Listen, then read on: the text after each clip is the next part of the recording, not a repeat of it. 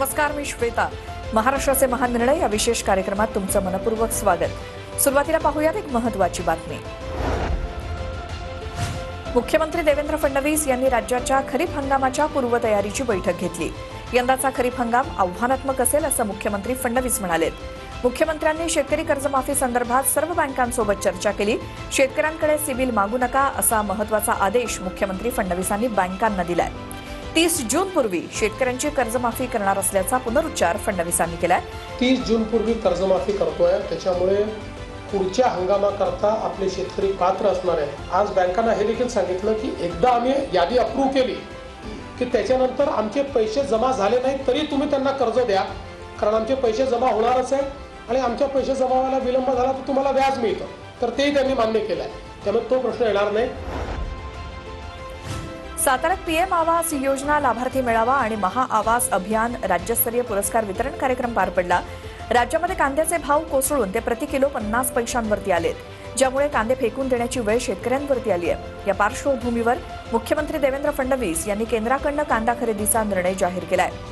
राज्यात प्रति किलो 12 रुपये 35 पैसे दरानं केंद्राकडून कांद्याची खरेदी सुरू असल्याचं मुख्यमंत्री फडणवीस म्हणाले. यामुळे कांदा उत्पादक शेतकऱ्यांना दिलासा मिळालाय. यावेळी केंद्रीय कृषी मंत्री शिवराज सिंह चौहान यांची उपस्थिती होती. अमरावतीमध्ये मुख्यमंत्री बळीराजा पाणंद रस्ता योजनेचा महसूल मंत्री चंद्रशेखर बावनकुळे यांच्या हस्ते शुभारंभ करण्यात आला. संपूर्ण राज्यामध्ये मुख्यमंत्री बळीराजा पाणंद रस्ता योजना कार्यान्वित झाली आहे. शेतकऱ्यांना रस्ते, पाणी, वीज मिळाली तर त्यांच्या मुलांना सरकारी नोकरी करण्याची गरज पडणार नाही. पाणंद रस्त्यामुळे रोजगार निर्मिती होईल अशी प्रतिक्रिया महसूल मंत्री चंद्रशेखर बावनकुळे यांनी दिली. सह्याद्री अतिथीगृहावरती मुख्यमंत्री देवेंद्र फडणवीस यांच्या उपस्थितीत महाराष्ट्र आणि दक्षिण कोरियात 3 सामंजस्य करार करण्यात आलेत. या सामंजस्य सहकार्यामुळे कोरियाचे उत्कृष्ट कौशल्य आणि प्रगत तंत्रज्ञान भारतात येईल, ज्याचा थेट फायदा भारतीय विद्यार्थ्यांना होणार असल्याचं मत मुख्यमंत्री देवेंद्र फडणवीसांनी व्यक्त केलं. सामंजस्य कराराच्या माध्यमातून मूलभूत औद्योगिक कौशल्यांपासून ते उच्चस्तरीय प्रगत कौशल्यांपर्यंत सर्व स्तरांवरील प्रशिक्षणावरती मदत होईल असं मुख्यमंत्री फडणवीस म्हणाले. महाराष्ट्र शासनाच्या महाआयटी विभागानं आयोजित केलेल्या टेक महा इम्पॅक्ट CSR कॉन्क्लेव्हचं उद्घाटन मुख्यमंत्री देवेंद्र फडणवीस यांच्या उपस्थितीत करण्यात आलं. महाराष्ट्र नेहमीच देशाचे आर्थिक आणि औद्योगिक इंजिन राहिलेलं आहे. राज्य सरकार सर्व समावेशक आणि प्रगतिशील विकासासाठी सातत्यानं कटिबद्ध आहे. तंत्रज्ञान, नवउपक्रम आणि CSRच्या माध्यमातून समाजाचं सक्षमीकरण ही संकल्पना राज्याच्या विकास धोरणाचं एक मूलभूत तत्व आहे, अशी प्रतिक्रिया उपमुख्यमंत्री सुनेत्रा पवारांनी दिली. सह्याद्री अतिथीगृहात मुख्यमंत्र्यांच्या उपस्थितीत आढावा बैठक पार पडली. सामाजिक क्षेत्रातील योजनांच्या पाठपुराव्यासाठी वॉररूमची स्थापना करण्यात आली. या वॉररूम अंतर्गत येणाऱ्या आरोग्य विभागाच्या तसंच केंद्र आणि राज्य सरकारच्या विविध योजनांचा फडणवीसांनी आढावा घेतला.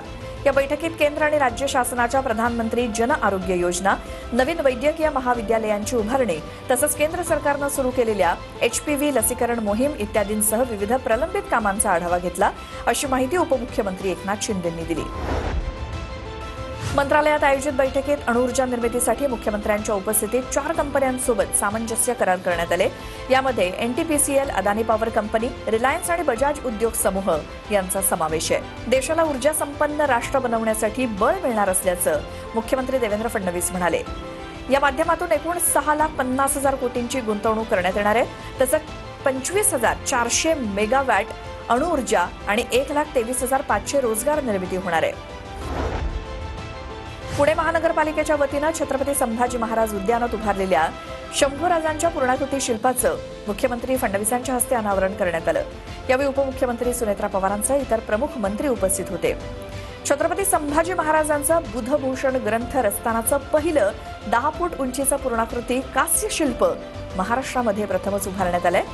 या प्रकल्पाला एकूण 5 कोटींचा खर्च करण्यात आलाय. रायगडच्या मुरुड तालुक्यातील राजपुरीमधील ऐतिहासिक जंजिरा किल्ला 26 मे पासून पुढील 3 महिन्यांसाठी बंद ठेवण्यात येणार आहे. पावसाळा जवळ आल्यामुळे समुद्रातील लाटांचा वेग वाढतोय. शिडाच्या बोटी मोठ्या प्रमाणात हेलकावे घेत आहेत.